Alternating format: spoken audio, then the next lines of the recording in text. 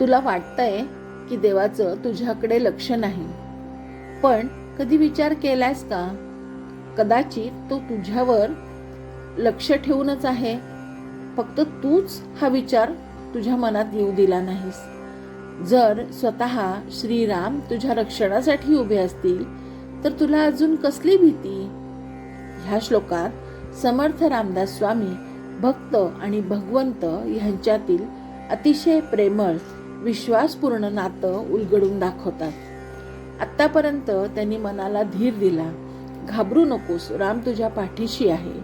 आता ते एक पाऊल पुढे जात आहेत आणि सांगतायत, राम भक्त तुझ्या पाठीशी नाही तर त्याला तुझा अभिमानही आहे. हा अभिमान अहंकार नसून प्रेमाचा, जिव्हाळ्याचा, आपलेपणाचा आहे. जसं आई वडिलांना आपल्या लेकराचा अभिमान वाटतो, तसंच भगवंताला आपल्या भक्ताचा वाटतो. म्हणूनच तो कधीच आपल्या भक्ताची उपेक्षा करत नाही. श्लोक क्रमांक 28. दीनानाथ हा राम कोदंडधारी, पुढे देखता काळपोटी थरारी. जनावाक्यने मस्त हे सत्य मानी, नुपेक्षी कदा रामदासाभिमानी. जय जय रघुवीर समर्थ. दीनानाथ हा राम कोदंडधारी. समर्थ यावेळी श्रीरामांच्या स्वरूपाच्या अत्यंत सुंदर आणि आश्वासक परिचय करून देतात. दीनानाथ म्हणजे दीनदुबळ्यांचा नाथ, आधार, रक्षक. जो माणूस स्वतःला असहाय्य, कमकुवत, संकटात सापडलेला अनुभवतो, त्याच्यासाठी हा राम म्हणजे अंतिम आश्रयस्थान आहे. समर्थांनी दीनानाथ हा शब्द वापरताना एक महत्त्वाचा भाव व्यक्त केला आहे. परमेश्वर हा फक्त सामर्थ्यवानांचाच नाही, तर विशेषतः दीन, दुःखी, आधार शोधणाऱ्यांचाही आहे. त्यामुळे जेव्हा एखादा साधक आयुष्याच्या टप्प्यावर येतो, जिथे त्याला आपल्याला मर्यादा, अपयश, असहाय्यता जाणवते, तेव्हा तो खऱ्या अर्थाने दीन होतो आणि अशा वेळी त्याला आधार देणारा नाथ म्हणजे दीनानाथ म्हणजेच श्रीराम. कोदंडधारी ह्या शब्दातून समर्थ श्रीरामांच्या दुसऱ्या बाजूची ओळख करून देतात. तो केवळ करुणामय नाही, तर सज्ज, जागृत आणि रक्षणासाठी तत्पर आहे. खांद्यावर धनुष्य आणि बाण धारण केलेला हा राम निष्क्रिय देव नाही, तो भक्तांच्या रक्षणासाठी सदैव तयार असलेला योद्धा आहे. यातून एक अत्यंत महत्त्वाचा संदेश मिळतो. भगवंत केवळ आपल्यावर प्रेम करतो इतकंच नाही, तर तो आपल्या रक्षणासाठी सक्रियपणे उभा असतो. म्हणूनच जो भक्त या रामावर विश्वास ठेवतो, त्याचं अकल्याण होणे शक्यच नाही. पुढे देखता काळपोटी थरारी. या ओळीत समर्थ रामदास स्वामींनी सामर्थ्याची पराकाष्ठा दाखवत आहे. राम कसा सामर्थ्यवान आहे ते यातून सांगतायत. काळ म्हणजे मृत्यू, नियती, अटळ अंत. सामान्य माणसासाठी काळ ही सर्वात मोठी भीती असते, कारण त्याच्या पुढे कोणी टिकत नाही.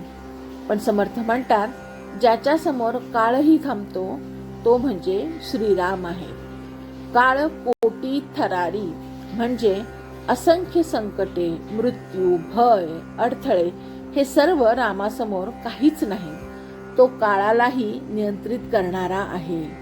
याचा खोल अर्थ असा, ज्याच्या पाठीशी राम आहे त्याच्यासाठी मृत्यूही भयावह राहत नाही. ते फक्त शारीरिक रक्षणाबद्दल नाही, तर मानसिक आणि आध्यात्मिक धैर्याबद्दलही आहे. भक्ताला समजलं की तो केवळ देह नाही, तर आत्मा आहे आणि आत्म्याला कोणीही नष्ट करू शकत नाही. म्हणूनच रामावर विश्वास ठेवणारा भक्त भीतीच्या पलीकडे गेलेला असतो. जना वाक्य नेमस्त हे सत्य मानी. येथे समर्थ एक महत्वाची गोष्ट अधोरेखित करतायत. संतांचे वचन हे केवळ शब्द नसतात, ते अनुभवातून आलेले सत्य असते. जनावाक्य म्हणजे लोकांचे, संतांचे, अनुभवी व्यक्तींचे सांगणे. नेमस्त म्हणजे अचूक, स्पष्ट आणि ठाम. समर्थ सांगतात, हे जे आपण ऐकतोय की भगवंत भक्ताची उपेक्षा करत नाही, ते केवळ कथा नाही तर नितांत सत्य आहे. संत कधीही अंधश्रद्धेला प्रोत्साहन देत नाही. ते जे सांगतात ते त्यांनी स्वतः अनुभवलेलं असतं. म्हणूनच त्यांच्या वचनात अतिशयोक्ती नसते, तर निर्भेळ सत्य आणि अनुभवाची ताकद असते. साधकाने ही वचने केवळ ऐकून न ठेवता त्यावर विश्वास ठेवून आचरणात आणावी, हा समर्थ येथे संदेश देत आहेत. नुपेक्षी कदा रामदासाभिमानी, ही ओळ ह्या श्लोकाचा आत्मा आहे. समर्थ सांगतात, राम आपल्या दासांना, भक्ताला कधीही अंतर देत नाही, त्यांचा त्याग करीत नाही. अभिमानी या शब्दाचा अर्थ येथे खूप सुंदर आहे. हा अहंकाराचा अभिमान नाही, तर प्रेमातून निर्माण झालेला आपलेपणा आहे. जसं आई वडिलांना आपल्या मुलाचा अभिमान वाटतो, तसं रामाला आपल्या भक्ताचा वाटतो. आणि जिथे प्रेम असतं तिथे दुर्लक्ष कसं होईल? जिथे आपलेपणा असतो तिथे त्याग कसा होईल? म्हणूनच समर्थ ठामपणे सांगतायत, राम कधीही आपल्या भक्ताला सोडत नाही. मग भक्ताने दुर्बल का असावं, असा समर्थांचा प्रश्न आहे. फक्त देवाकडे कायम मागत राहावं का? तर उत्तर आहे नाही. संत कधीही दुर्बलता किंवा अंधश्रद्धा शिकवत नाहीत. भक्ती म्हणजे धैर्य, निष्ठा, प्रयत्न आणि समर्पण. संकटात देवाला हाक मारणं योग्य आहे, पण फक्त संकटातच त्याची आठवण करणं हे चुकीचं आहे. खरी भक्ती म्हणजे सतत त्याचे स्मरण आणि अखंड विश्वास. रामरक्षा स्तोत्रामध्ये आतसज्ज धनुष्या ही ओळ आपल्याला माहितीच असेल.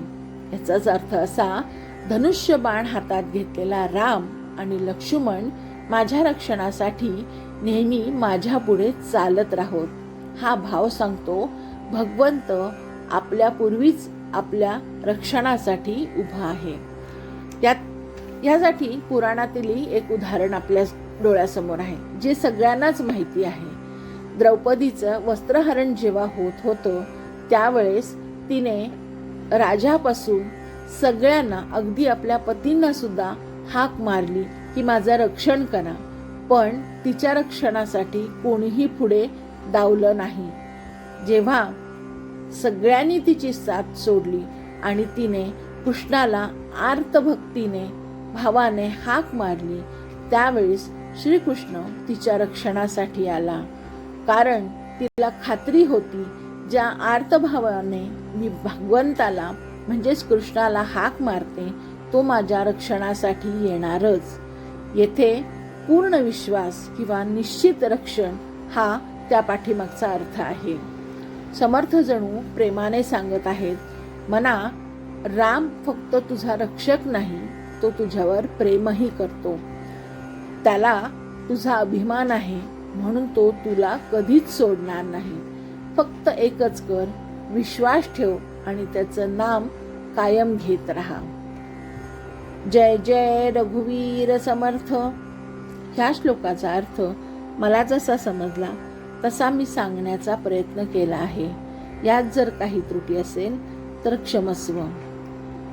ह्या श्लोकाप्रमाणे इतरही श्लोकांचा अर्थ जर तुम्हाला ऐकायचा असेल किंवा आपल्याला जाणून घ्यायचा असेल तर कृपया माझ्या चॅनेलला सबस्क्राईब करा. धन्यवाद.